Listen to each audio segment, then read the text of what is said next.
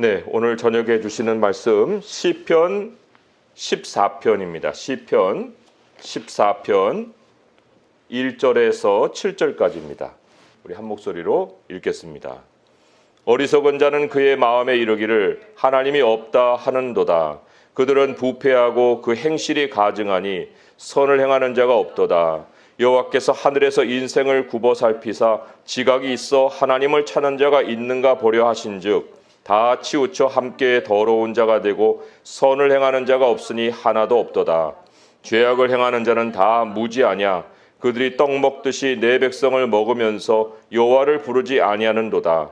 그러나 거기서 그들은 두려워하고 두려워하였으니 하나님이 의인의 세대에 계심이로다.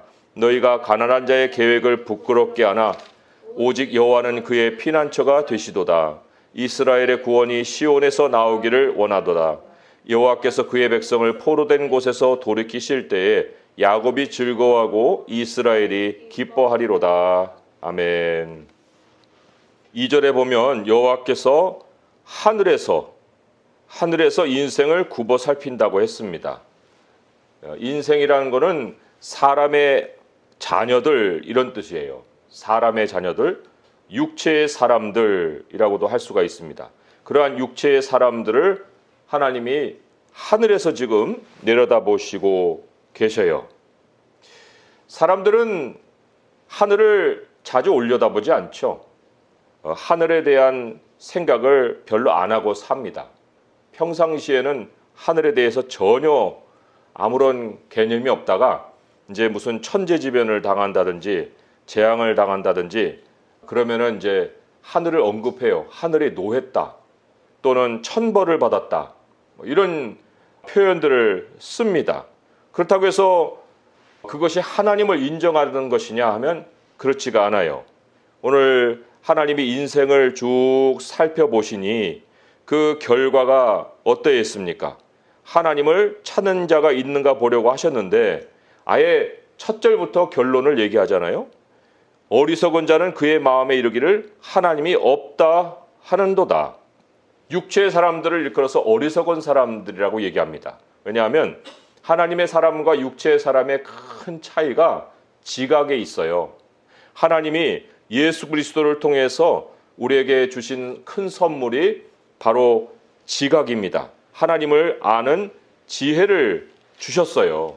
그래서 요한일서 5장에 보면은 마지막쯤에서 20절에 또 아는 것은 하나님의 아들이 이르러 우리에게 지각을 주사 우리로 참된 자를 알게 하신 것과 또한 우리가 참된 자 곧 그의 아들 예수 그리스도 안에 있는 것이니 그는 참 하나님이시요 영생이시라.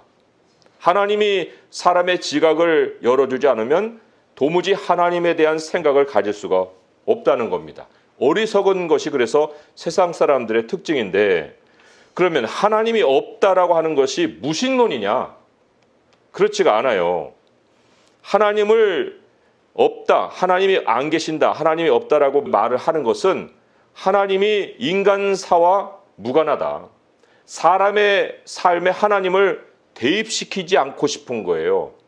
하나님이 없다라고 하는 그것이. 그러니까 자기도 관심이 없고 또 하나님도 인간사와 관심이 없다고 아예 못을 박아버리는 거예요. 뭐 하나님 얘기하지 마시오. 뭐 하나님이 어디 있어요. 그런 일에 과학적이고 이성적이고 논리적으로 사고를 해야지 그렇게 사람이 비이성적이고 비논리적이고 비과학적인 얘기를 하면 그거는 아무짝에 쓸모없는 거예요. 하고 이렇게 몰아치는 거. 이게 이제 하나님이 없다라고 하는 사람들의 주장입니다. 그리고는 모든 걸 설명을 하려고 하죠. 이성을 중심으로 하니까. 설명이라고 하는 곳에 만물을 담으려고 하는 거예요. 그 설명에도 한계가 있잖아요. 그 설명이 되는 한에는 그 사람들이 연결고리로 만든 것이 진화입니다. 이것과 이것을 연결시키는 모든 것에 진화가 있어요. 이 단계에서 다음 단계로. 그런데 여기에서 저기로 넘어가지 못하는 영역이 나타난다는 거예요. 그러면 이 사람들은 그것을 어떻게 풀이를 할까요? 어떻게 해결할까요? 거기에 이제 외계 생명체를 대입을 시킵니다. 외계 문화, 외계 생명체. 그래서 고대 문화는 다 외계에서 왔다. 이해할 수 없는 모든 것은 다 지구 안에 있는 생명체에서 나온 것이 아니라 바깥에서 기인한 것이다.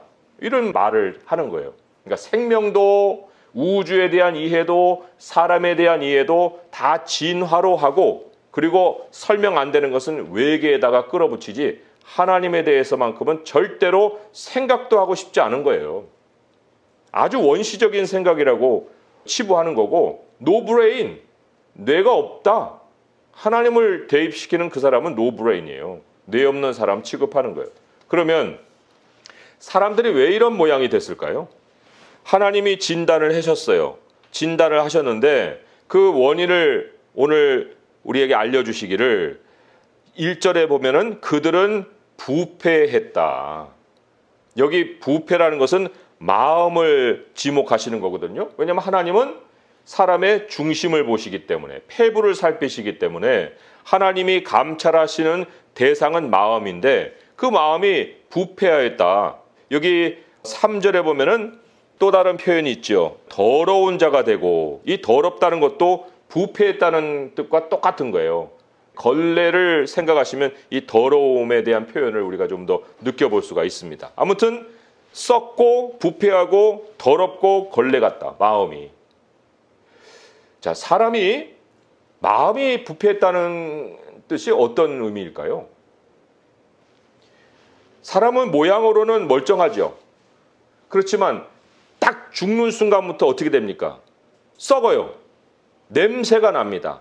몸 움직이지 못할 뿐만 아니라 이제는 그게 사람이 아니라 이제 고깃덩어리로 바뀌고 그게 생명의 기능을 다 잃어버려서 이제 부패하기 시작하는 거예요. 썩습니다.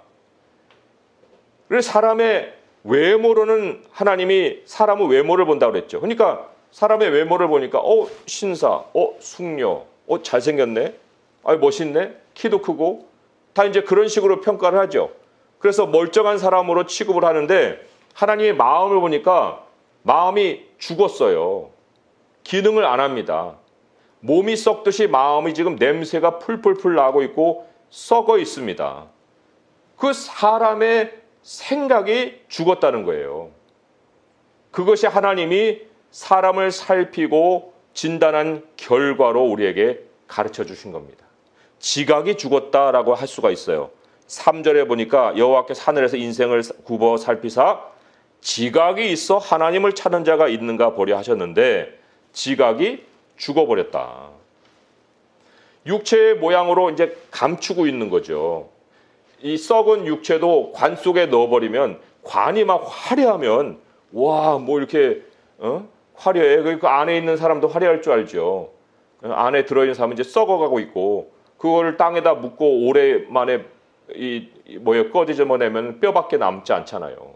그 마찬가지로 마음이 부패해가지고 썩어 있는데 몸이 가리고 있는 거예요. 몸뚱이가. 그러니까 사람이 자기 스스로도 자기 실체를 못 보는 거예요. 하지만 마음이 썩었다는 것이 무엇으로 표시가 나느냐? 그게 행실이라는 거예요. 14편 1절에 보면 그들은 부패하고 그 행실이 가증하다. 행실이 하나님 보시기에 아주 그냥 혐오스럽다. 그런 표시가 난다는 거예요. 그러면 그 행실이 혐오스러운 것이 또 어떤 특징을 가지고 있을까요? 1절에도 3절에도 거듭해서 말씀을 하는 것이 선을 행하는 자가 없다. 이렇게 나와요. 그러니까 마음이 썩어서 행실이 가증하게 나타나는 사람은 선을 행하지 않습니다. 자, 그러면 선이라는 것은 또 뭐예요? 하나님의 가장 특징이 선입니다. 하나님이 창조를 해놓으시고 그 모든 창조물에 자신을 반영시켰어요. 그래서 보기에 좋았다 하잖아요. 그 좋았다는 게 선이거든요. good. 하나님을 반영하는 게 good, 선인데 하나님은 그 선을 어떤 식으로 반영하셨느냐? 다 나눠주셨어요. 하나님이 꽁 하고 이렇게 가지고 계신 게 아니라 이것도 짓고 저것도 짓고 저기도 만들고 여기도 만들고 해서 다 자신의 것을 나누어 주어서 하나님의 성품을 다른 모든 것들이 공유할 수 있게 해주신 거예요. 그러니까 선이라는 것은 결국 나눔이라는 개념이에요. 그러면 선을 행하지 않는다. 어떤 거예요? 자기 세계로 수축되는 거예요. 자기 세계 안으로 갇히는 것을 얘기합니다. 하나님이 죄 지은 아담을 찾아갔어요. 그리고는 누가 너에더러 그것을 먹으라 했느냐 물어봤죠. 그랬을 때 아담이 뭐라고 대답합니까? 창세기 3장 12절에 아담이 이르되 하나님이 주셔서 나와 함께 있게 하신 여자, 그가 그 나무 열매를 내게 주므로 내가 먹었습니다. 그럼 여자에게 물어봤어요. 여자에게 이르되 내가 어찌하여 이렇게 하였느냐? 여자가 이르되 뱀이 나를 깨므로 내가 먹었습니다. 자기를 보호하는 거예요. 변명을 통해서 절대로 자기가 했다라고 얘기를 하지 않는 겁니다. 자기 자신을 우선에 두면 이 모양이 되는 거예요. 그러니까 나뭇잎으로 치마를 엮어서 자기부터 가렸잖아요. 자기부터라는 것이 선을 행하지 않는 것의 대표적인 모습이에요. 자기 세계라고 하는 것에 이제 성을 쌓아 올리는 거죠. 그리고 자기는 이제 그 안에 들어 앉아 있는 거. 이게 선을 행하지 않는 대표적인 모습인데, 그런데 선을 행하지 않으면 거기서 그치지 않습니다. 우리는 이거를 보통 이기적이라고 얘기하죠. 이기적이다. 자기를 사랑하는 거. 그걸 이기적이라고 얘기하는데, 나눔이 없고 자기 세상 안에 들어앉는 것으로 선을 행하지 않는 것이 끝나는 게 아니라는 거예요. 그럼 어떻게 발전을 하느냐? 사람은 탐욕이라는 것을 가지고 자기 성을 채웁니다. 자, 자기 것으로 채울 것은 하나도 없어요. 그러면 자기 성을 채우려면 무엇으로 채워야 돼요? 다른 사람의 것을 가지고 채워야 되죠. 그런데 모든 사람들이 자기 성을 쌓고 있잖아요, 이렇게. 그러니까 다른 사람의 것을 뺏기가 그렇게 쉽지가 않아요. 그러면 가장 뺏기 쉬운 타겟이 누굴까요? 자기 성이 없는 사람, 담을 쌓고 살지 않는 사람, 이 사람이 타겟이죠. 야, 요런 봐라. 아무것도 없네. 가서 뺏으면 되겠네. 이제 군침이 흐르는 거죠. 그 자기 성이 없이 사는 사람들이 누구예요? 그게 하나님의 백성입니다. 4절의 말씀에 죄악을 행하는 자는 다 무지하냐? 그들이 떡 먹듯이 내 백성을 먹으며 여호와를 부르지 아니하는도다 그랬어요. 내 백성, 떡 먹듯이. 어떻게 이렇게 쉽게 접근해서 떡 먹듯이 모든 걸 뺏어갑니까? 그 이유가 어디 있어요? 하나님의 백성들에게는 담이 없기 때문에 그래요. 그들은 약자라고 생각하죠. 아니, 세상 세계에서도 약자를 타겟으로 해서 강자가 뺏어 먹습니다. 그러니까 빈익빈 부익부라는 게 그래서 생기는 거예요. 어린 아이들의 세계를 한번 보세요. 아이 같은 신입생으로 초등학교 들어왔는데 애가 그냥 좀 허약해 보여요. 그리고 또 성격도 내성적이에요. 거기다가 뭔 좀 장애가 있어요. 그럼 애들이 거기 가고 야, 내가 도와줄게. 가방 내가 들어줄게. 너 몸 약하니까 좀 같이 여기 앉아 있어. 내가 할게. 그럽니까? 이 사람의 본성이 그렇지가 않아요. 그러니까 애들을 괴롭히죠. 약점을 파고들어서 그 약점을 얼마나 괴롭히면 그 아이가, 어린아이가 우울증에 걸리고 어린아이가 엄마한테 얘기 못해서 오줌을 질질 싸고 집에 오고 그런 일이 벌어지겠습니까? 이 세상이 그런 선을 행하지 않고 행하지 않는 것에 그치는 것이 아니라 자기 성 안에 모든 걸 담아내야 되기 때문에 이러한 사악하고 잔인한 일들이 벌어지는 거예요. 이게 어른의 문제가 아니라니까요. 죄성의 문제입니다. 죄를 가진 사람들의 문제인 거예요. 그러면 그 불링하는 아이의 부모를 불러다가 아니 아이를 어떻게 이렇게 길렀어요? 애들 좀 습관을 좀 고치셔야 되겠습니다. 말하면 그 부모는 네 하고 할까요? 바랄 걸 바라야죠. 오히려 불링하는 자기 애가 뭐 상처받지 않았을까? 우리 애도 뭐 좀 당한 게 없을까요? 이러고 나오죠. 그러니까 사람 같지 않은 모습들을 가지고 살고 있는데, 그런데 서로가 자기 성이 든든하니까 딱 보는 거예요. 저 사람하고 이렇게 시비를 걸어서 내가 이길 수 있느냐 없느냐 해서 꼬리를 내리든지 꼬리를 들든지 이런 힘겨루려고 하는 것이 바로 이 세상의 모습이라는 겁니다. 여기에 괴롭힘의 첫 대상이 누구냐면 하나님의 백성이라는 거예요. 만약에 하나님의 사람이라고 얘기하면서 다른 사람을 괴롭히잖아요. 그럼 그 사람은 그리스도는 아닙니다. 절대로 아니에요. 그리스도인의 본성으로는 그런 일을 행할 수가 없습니다. 죄악을 행하는 사람의 전형을 야고보서에서 아주 잘 고발을 했어요. 야고보서 5장의 말씀을 한번 가서 한번 읽어보겠습니다. 야고보서 5장 5절에서 6절의 말씀. 이거는 죄악을 가진 사람들의 전형이기도 하지만 의인의 전형이기도 해요. 그 두 부류의 사람을 아주 극명하게 대조를 해서 잘 보여주고 있어요. 야고보서 5장 5절에서 6절의 말씀 우리 같이 읽어보겠습니다. 시작. 너희가 땅에서 사치하고 방종하여 살육의 날에 너희 마음을 살찌게 하였도다. 너희는 의인을 정죄하고 죽였으나 그는 너희에게 대항하지 아니하였느니라. 대항할 힘도 없을 뿐만 아니라 의인은 대항하지 않습니다. 이게 특징이에요. 그러나 그 반대에 있는 악인들의 특징은 땅에서 사치하고 방종하고 마음을 살찌우고 자기 성을 채우고 그것도 모자라서 사람들을 죽이고 살육의 날에 의인이 왜 대항하지 않을까? 여기 가난한 자 이렇게 시편은 표현했지만 야고보서는 특별히 그거를 의인이라고 정의를 했어요. 왜 의인이라는 말을 내세웠을까요? 의인이 뭐예요? 의인은 혼자 있는 존재가 아닙니다. 의인은 하나님과 함께하는 존재예요. 하나님과 연결되어서 소통하는 존재예요. 하나님이 항상 연결되어 있어서 하나님과 함께 동행하는 사람이 바로 의인이에요. 그 의인은 당했을 때 맞받아치지 않고 하나님께로 향한다는 거예요. 하늘을 향해서 호소를 하는 것이 특징입니다. 그래서 대항하지 않는 거예요. 힘이 없어서 대항을 못하는 경우도 있지만 힘이 있어도 안 한다는 겁니다. 하나님의 사람이 담을 쌓지 않고 있다고 해서 아유 우습네, 건드려도 대항도 안 하네, 그냥 뺏으면 되겠네, 그래갖고 이리 끌고 다니고 저리 끌고 다니고, 그게 세상 역사였어요. 그게 교회사의 핍박의 역사였습니다. 떡 먹듯이 먹는다 그랬죠. 얼마나 쉬우면 떡 먹듯이 먹습니까? 뭔가 계산을 해고 묘수를 쓰고 힘을 동원하고 해야만 되어야 될 것 같은데 그냥 가서 그냥 집어 먹으면 되는 그런 대상이에요. 떡 먹듯이 먹을 수 있는 대상이에요.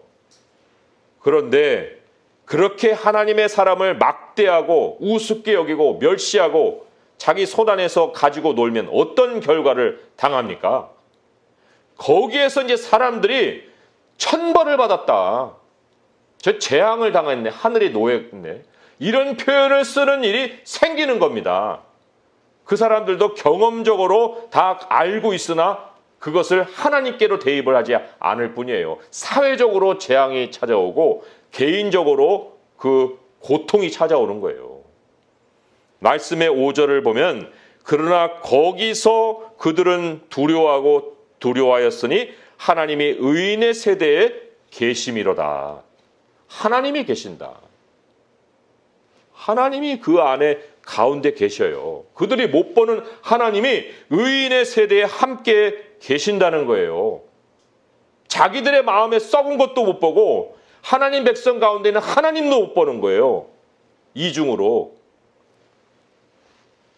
여기 이제 의인이라고 칭한 사람들을 향해서 6절에 가난한 자라는 표현을 썼어요.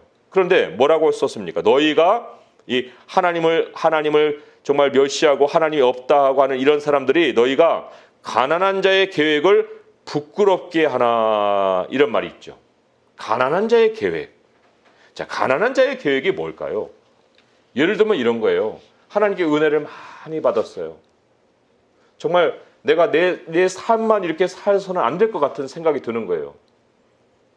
그래서 젊은 나이에 그래, 내가 여기서 이런 내 밥만 먹고 살고 그냥 내 배만 불리고 살고 이래서는 안 되겠구나 하고 이제 머릿속에 하나님이 한 나라를 떠올려 주십니다.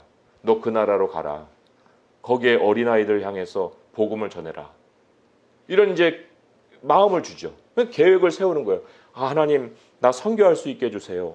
그리고 이제 부모에게 찾아가서 엄마, 나 선교사로 나갈래요.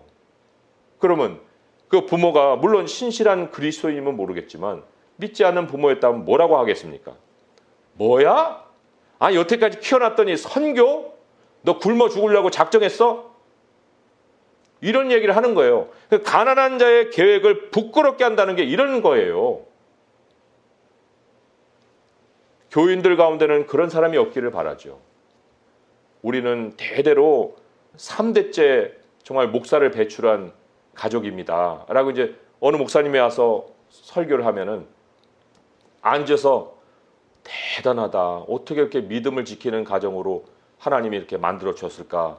그게 아니고 뭐 목사 집안이야? 뭐 이렇게 수준도 없고 뭐 돈도 못 벌었겠네 그러면 뭐 이렇게 자랑을 하지? 이런 식으로 생각을 하고 뭐 별거 아니네. 별거 아닌 걸 가지고 저렇게 크게 뭘 얘기를 하고 난리야. 라는 얘기를 한다고 하면 그게 뭐예요? 너희가 가난한 자의 계획을 부끄럽게 한다는 거예요. 코로나 시대에 성도들이 예배하고 싶어서 교회에 나옵니다. 그런데 그 중에 사람들이 뭐라고 얘기하냐면 너 이웃 다 죽이려고 예배 드리는 거냐? 왜 거기 가? 이렇게 얘기한다고 할 때 그 예배 드리고 싶어서 그 간절한 마음에 교회를 찾는데 그 교회 가는 발걸음을 부끄럽게 만드는 거예요. 악인들이. 그런 상황에 과연 하나님은 어떻게 우리를 위해서 행동해 주실까? 그 6절 뒷절에 이런 말씀이 나오죠. 너희가 가난한 자의 계획을 부끄럽게 하나 오직 여호와는 그의 피난처가 되시도다. 하나님이 피난처가 되신다는 거예요. 선교사로 나가는 것을 부모가 그렇게까지 막 욕을 하고 반대하고 집에서 나가라 하고 너는 이제 내 아들 아니라고 하고 그렇게 가지고 나왔다 하더라도 설령 하나님이 그에게 그 삶을 꾸려가 주신다는 거예요. 피난처가 되어 주신다는 겁니다. 세상이 알지 못하는 하나님의 방식이 있다는 거예요. 가장 약하지만 가장 강한 것이 하나님의 백성입니다. 우리 요즘 세대에 우리 아이들 꿈 안에 야, 너 선교사 됐으면 좋겠다. 너 나중에 목회가 하면 좋겠어. 너 복음 전하는 자가 됐으면 좋겠어. 이런 말을 우리 아이들에게 해줍니까? 아니, 그러한 그 말을 하는 것이 정말 우리 그리스도인들에게 일반적인 대화가 되는 그런 시대를 우리가 살고 있습니까? 아니면 우리도 그들의 삶을 따라서 내 성을 쌓고 야, 너부터 챙겨. 너가 서야 다른 사람도 세워줄 수 있는 거야. 뭘 자꾸 나눠주냐. 먼저 챙기고 그런 다음에 여유가 있으면 하는 거야. 지금부터 그렇게 다 쏟아보면 나중에는 너 거지 돼. 그런 식으로 애들을 교육시켜서 자기만 알게 하고 있는가. 우리 아이들에게 우리가 꿈을 심어준다고 할 때 도대체 어떤 개념을 그들에게 전달해주고 있는지 우리가 정말 심각하게 생각을 해야 됩니다. 그들은 땅의 성이 전부겠죠. 그러나 하나님의 백성에게는 시온이 있습니다. 그죠? 7절의 말씀에 이스라엘의 구원이 시온에서 나오기를 원하도다. 시온은 땅이 아니에요. 하늘에서 하나님이 우리를 향해 주시는 도움이 오는 곳입니다. 거기에 모든 하늘의 보화가 실려 있어요. 하나님이 거기에서 우리를 도와주시면 무엇이 우리 결과적으로 찾아옵니까? 여호와께서 그의 백성을 포로된 곳에서 돌이키실 때에 야곱이 즐거워하고 이스라엘이 기뻐하리로다. 야곱이 즐거워하고 이스라엘이 기뻐하리로다. 무엇을 주셨기 때문에요? 자유를 주셨다는 거예요. 자유를. 그의 백성을 포로된 곳에서 돌이키실 때에 하나님이 주시는 자유가 하나님의 백성을 즐거워하게 하고 기뻐하게 한다는 겁니다. 우리 성도님들 부요하십니까?